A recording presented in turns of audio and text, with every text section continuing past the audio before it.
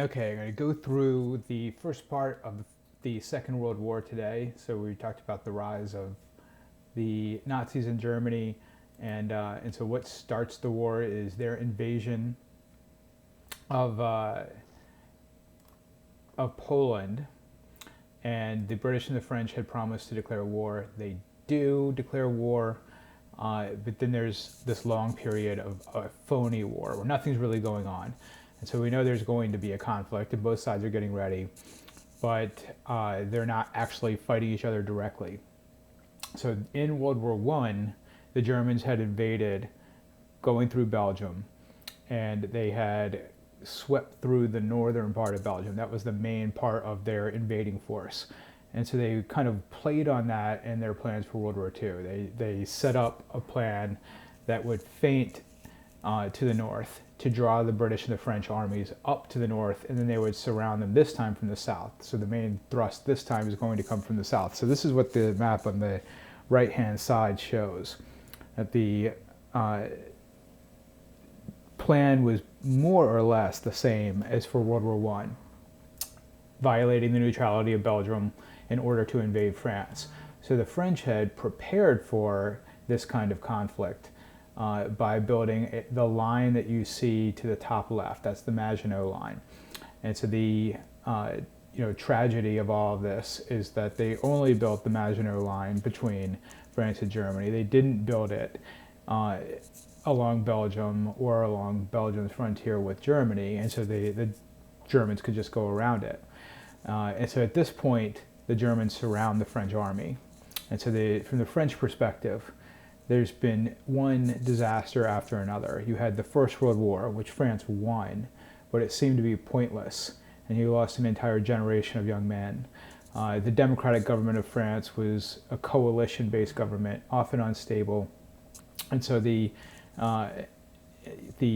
French people felt like it hadn't done a good job of handling the post-war period. It didn't do a good job of handling the Depression, and therefore, when the Second World War hits and France's main army is surrounded by the Germans and knocked out of the war right away, it's just one more thing. And so the French do surrender very quickly, but they had no expectation that the Germans would occupy them for a long period of time. This was just not something that great powers in Europe did to each other. But that's exactly what does happen. And the man in the middle there, Marshal Pétain, becomes the leader of a puppet state in France, Vichy France. And so right away, Hitler is victorious in France. And so he has this expectation that he can end the war in the West pretty quickly, because as he stated in his book Mein Kampf, his main goal is to get living space for the Germans in the eastern part of Europe. And he doesn't really have much interest in fighting the British, who were able to escape to some degree or another from the German armies by fleeing across the English Channel at Dunkirk. This is the miracle at Dunkirk. A recent movie that shows the British troops getting in any kind of boat they can to escape. And in the meantime, if we now shift over to Britain, what's going to happen next is going to be an air battle, sea battle over Britain. So we have this lightning war used again. So the whole principle of the lightning war is to move quickly, to surround opposing armies, knock them out, rather than fighting kind of a slugfest like World War One ended up being. And so very quickly you have the fall of France. And so this is going to be problematic for the French from here on out, because if you just went about your daily business in France at this point, you were essentially collaborating with the Nazis. So if you just went and did your job, then you're really helping the Germans out. But if you didn't go and do your job, then the Germans could arrest you. They could execute you. Okay, so moving on to Britain. Hitler didn't really want to fight Britain. He viewed the British as a fellow German race. He wants to turn around and attack Russia, in spite of the fact that he had a non-aggression pact with them. But the British refused to surrender. So this is where the Battle of Britain comes from. At this point, Neville Chamberlain had been completely disgraced, and Winston Churchill becomes the new prime minister, and he's a great war prime minister. And he gives the famous speech about how the British will fight from the beaches, fight from the hills, they will never surrender. Not exactly what Hitler wants to hear.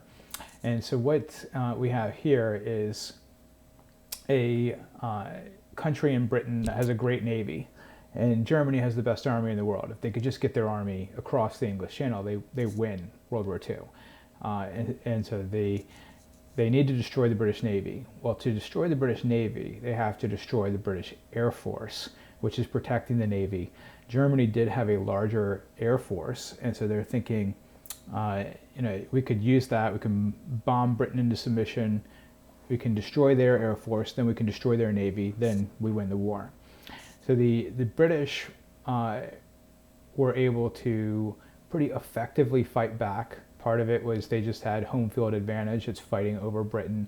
Part of it is that the British had cracked the German code and had some heads up about where the Germans were going to attack. Part of it is that they're getting supplies from the Americans. And so this is the Lend-Lease program that you see down there in the bottom right.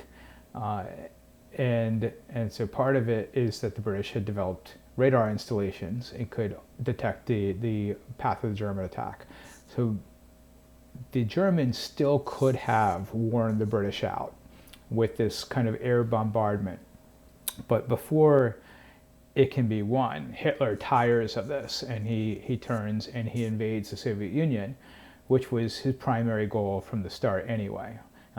He wants this living space, Lebensraum, in Eastern Europe. Hitler viewed the Slavs as a lesser race, good only for slave labor for the Germans. So that's where Operation Barbarossa comes into play. This was the surprise attack on the Soviet Union.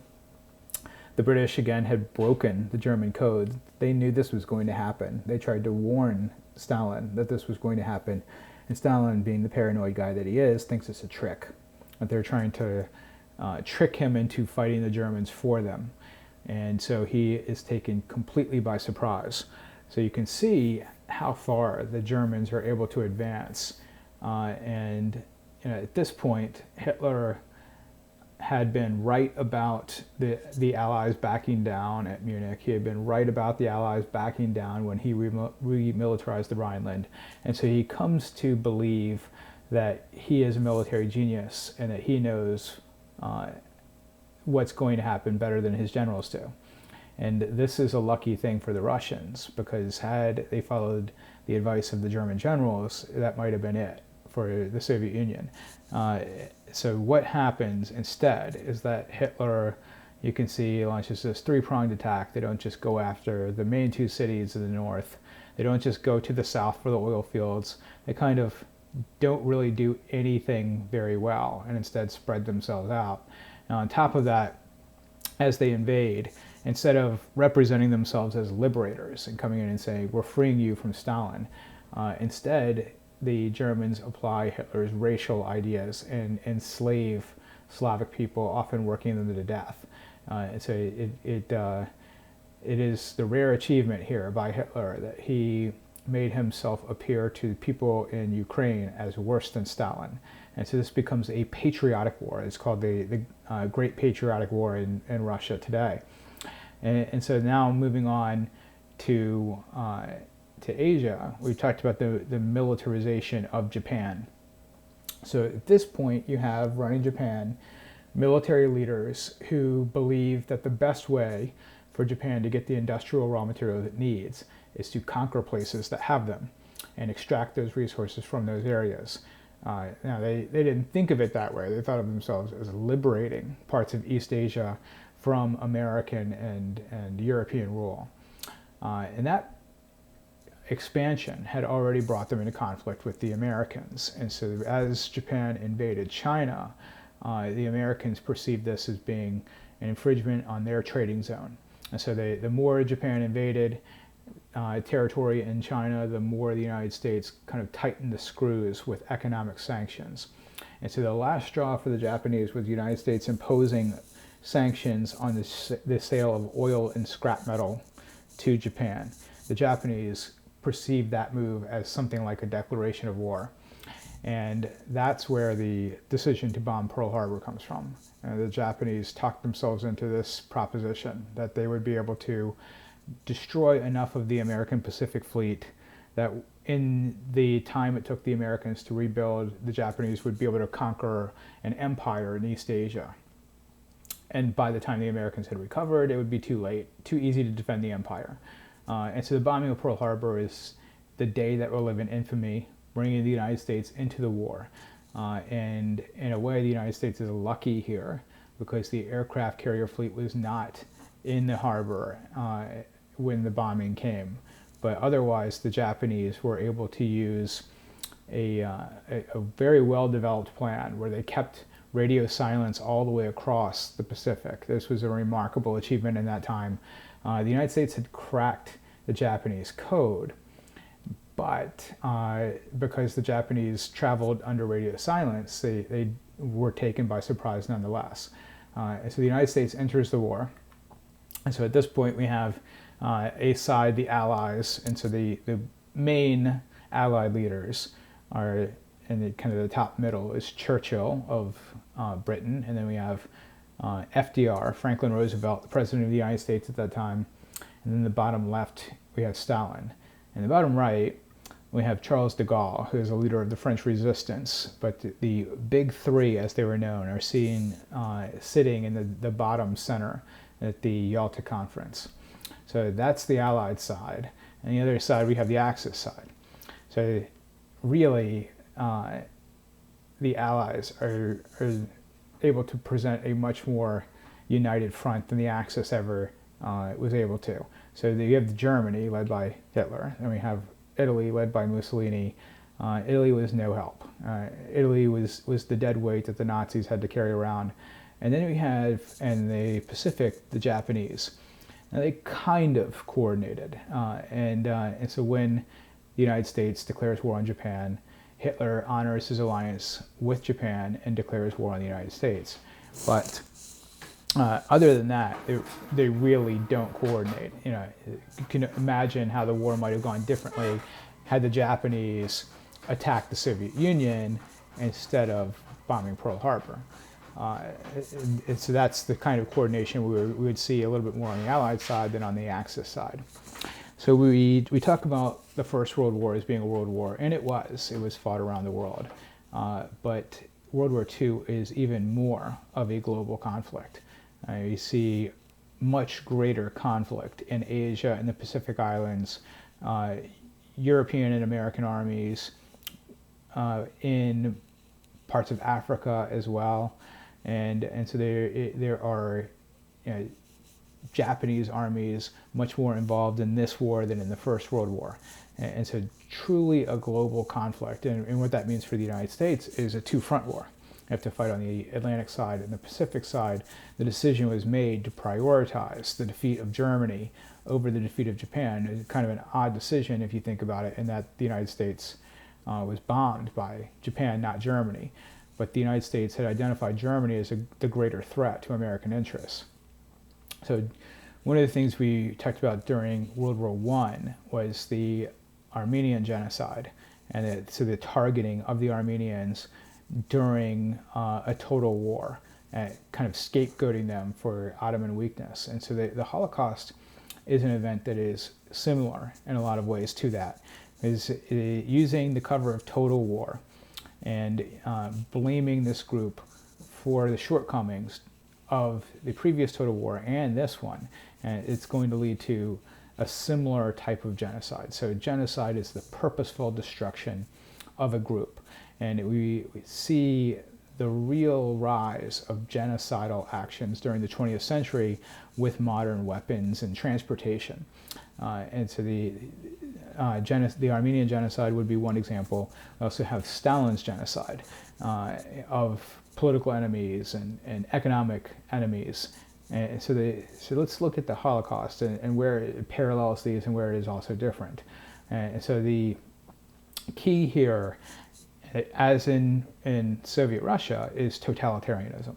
When you have this extreme loyalty to the state, it is just more likely to be the case that this kind of thing will happen.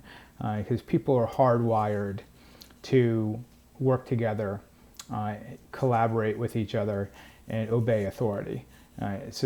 We know even in the United States, psychological studies have shown that something like 70% of Americans would administer a lethal electric shock to someone if they were told to do so by an authority figure. Now, if we ratchet up the level of authority that these authority figures have in a totalitarian state, and we kind of factor in the control of thought and the education and the danger in dissenting, we can see how totalitarianism is a system more likely to produce kind of genocidal events. On top of this, there is a long history in Europe, unfortunately, of anti-Semitism. The Jews were easy to identify as an outside group. They tended to dress differently and have different dietary rules. They're following a different religion and often lived in kind of separate communities, sometimes forced to do so. And so for that reason, there had been periodic flare-ups of anti-Semitism in history. And so when the Nazis took power, one of the unfortunate parts of this is that Jews in Germany just thought that this was another spike in anti-Semitism like they had seen before, and they would just wait it out. And this, of course, was something altogether different. And so there's this history of anti-Semitism, and we combine it with that totalitarian state that is able to ratchet up those feelings, again, more likely to have happen. Now, blaming the Jews for World War I, the loss of World War I in Germany, is another key part of this. The feeling was that Germany lost World War I because of disloyal agents inside of Germany. And so they're not going to allow that to happen again, is kind of the sentiment here. And so that's where you're going to target these outside groups as potentially being disloyal. Okay, so if we look at the map here, what we see is that the vast majority of European Jews live in Eastern Europe. And so from the German perspective, as they conquer more Eastern European territory, they have run into what the Nazis labeled the Jewish problem. They have all of these people that they don't want in their empire. What do you do? Well, you can't get rid of them. No one will take the Jewish population. That includes countries like France, Britain, the United States, who had turned away Jewish refugees before the war started. And the Germans had at first tried a process of rounding up people and shooting them, mostly Jews, but gypsies and even Slavic opponents as well. And these Einsatzgruppen, these special groups, had been doing that. Well, from the German perspective, that's too slow and had other problems. So they meet at Wannsee to determine a final solution, as they refer to it, to the Jewish problem. And so the Eichmann up there on the right is the architect of this. It's kind of like a business meeting to figure out how to eliminate this entire group of people. So the Holocaust really is the final solution. And so when we think about the final solution, the image that we have is of the death camps like Auschwitz. And so you can see that the death camps on the map are centered in the area where the Jewish population was already. And so the system here was that you would bring people to concentration camps, you would separate them based on whether they could work. If they could work, you would use them as slave labor. And the intent here was to work people to death. And if they were not capable of work, then they were immediately killed at Auschwitz. That was through gas, Zyklon B. And so here is where the Holocaust is a lot different from Stalin's genocide or even the Armenian genocide, because what I've just described requires widespread participation. Lots of people knew about this. So all around Europe, people were loading Jews onto train cars, and nobody was coming back. So when people in France did that, they understood that something awful was happening. They might not have known the specifics, but they knew there was something really terrible happening, and yet they helped. Zyklon B was produced by pharmaceutical companies that are still around today. The parent company of what's now Bayer Aspirin. IBM helped to catalog Jews in different places. BMW used Jews as slave labor. So people knew about it. There's this misconception that nobody knew what was going on. They did, and this was especially true of people in places like Poland. They were near the death camps. They knew awful things were happening, and yet did not do a whole lot. So the results, we know. We have millions of people killed. We have the horrible experiments of Dr. Mengele that are depicted there. So homosexuals, gypsies, Jews, targeted and eliminated by the Nazis in a highly efficient way. The kind of bigger lesson is that this wasn't something about the Germans. This wasn't just a few bad apples among the Nazis. This is unfortunately part of human nature, that when we combine that kind of totalitarian system and this inclination that we have already to be obedient and compliant to authority, then with the 20th century weaponry, we're likely to see this, and it's not the last one. You have genocides later on in places like Rwanda and Yugoslavia, and so the other outcome then is that the Jewish nationalists who had been pressing for a safe place for Jews already, a Jewish homeland, they are going to get that after World War II, and so that is one of the outcomes of the war.